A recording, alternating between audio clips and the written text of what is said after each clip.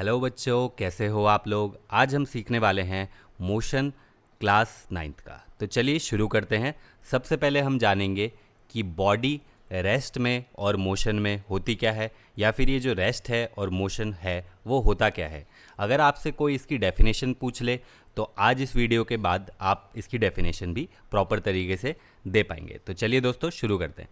तो सबसे पहले आप ये ऑब्जेक्ट देख रहे हैं, ये वाला ऑब्जेक्ट अगर आप देख पा रहे हो तो, है ना।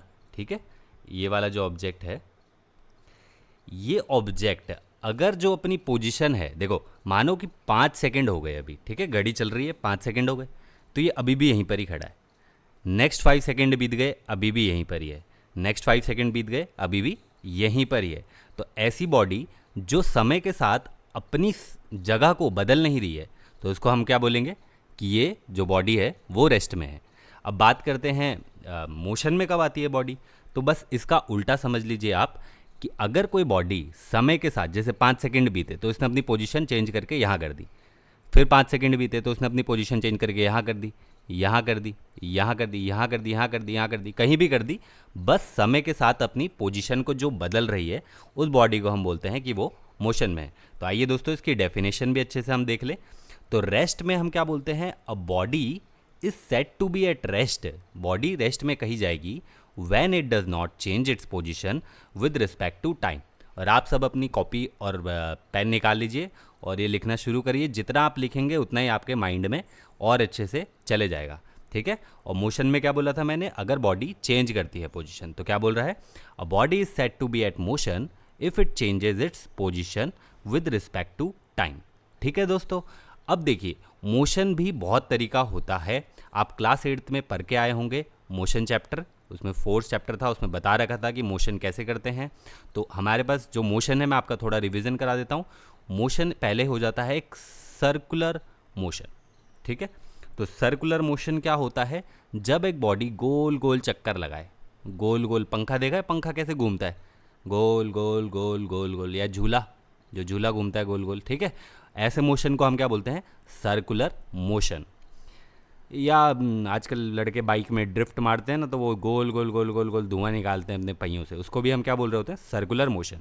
अब बात करते हैं लीनियर मोशन। तो जो सोहम नाम का एक लड़का है, वो सीधे सीधे सीधे सीधे सीधे चले ही जा रहा है, मुड़ रहा है नहीं, ना गोल घूम रहा है। तो ऐसी बॉडी को जो सीधे ही चलने में लगी है, the body which is going at a straight path is called linear motion, ठीक है। ये आपको समझ आ गई है।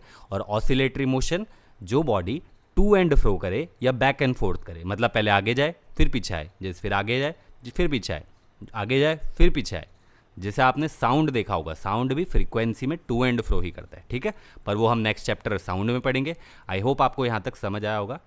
नेक्स्ट बात करते हैं हम कि हमारे पास फिजिकल क्वांटिटीज़ क्या होती है, ठीक है। तो यहाँ पर मैं लिख रहा हूँ फिजिकल क्वांटिटीज़, ठीक है। देखिए दोस्तों, अभी तक आपको फिजिकल क्वांटिटीज़ थोड़ी पता होनी चाहिए कि फिजिकल क्वांटिटीज़ हमारे पास होती है। तो हमारे पास एटलीस्ट 7 तरह की फिजिकल क्वांटिटीज़ होती है।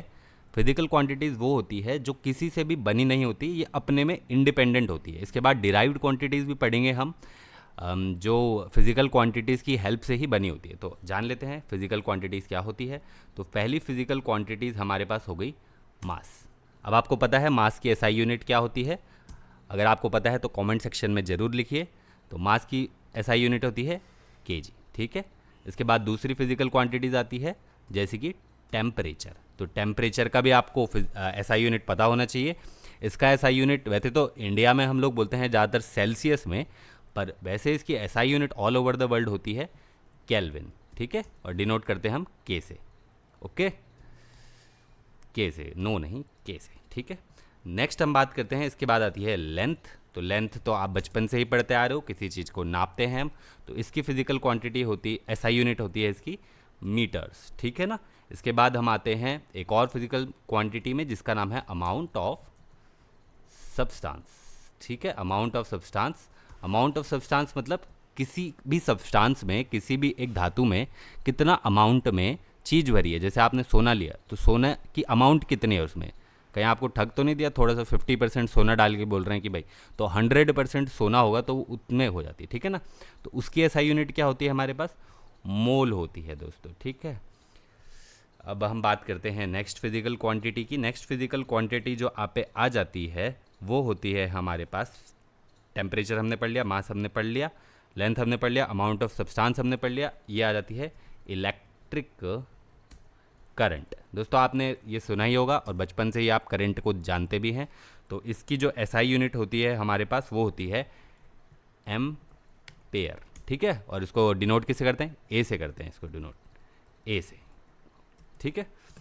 इसके बाद हमारे पास एक और फिजिकल क्वांटिटी आती है, काउंट कर लेते हैं कितनी हो गई, 1 2 3 4 5।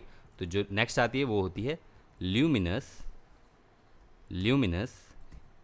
इंटेंसिटी। और आपको इस बारे में ज़्यादा लोड नहीं लेना है क्योंकि ये आपके पास 11th क्लास पे आएगा, तो अभी इस पे ज़्यादा लोड लेने की कोई ज़रूरत नहीं है, ठीक है। तो मैं इसकी भी ल्यूमिनस, इसकी होती है कैंडेला, कैंडेला नहीं कैंडेला, ठीक है। और इसको हम डिनोट करते हैं CD से, ऑल राइट। तो अभी आपके पास जो एक फिजिकल क्वांटिटी और बच गई है, तो आपको अगर पता है कौन सी है तो आप कमेंट सेक्शन में ज़रूर लिख कर बताइए। तो वो हो जाती है हमारे पास टाइम, ठीक है दोस्तों, टाइम जो सबसे ज़रूरी है। तो मैं जल्दी जल्दी कर लेता हूँ ताकि आपको भी टाइम ना लगे ज़्यादा इस वीडियो में। तो टाइम की जो हमारे पास होती है वो होती है सेकंड, और आपको पता है इसको किससे डिनोट करा जाता है, ऐसे।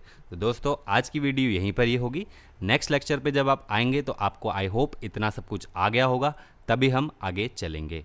थैंक यू दोस्तों, प्लीज़ चैनल को सब्सक्राइब करिए और लाइक करिए।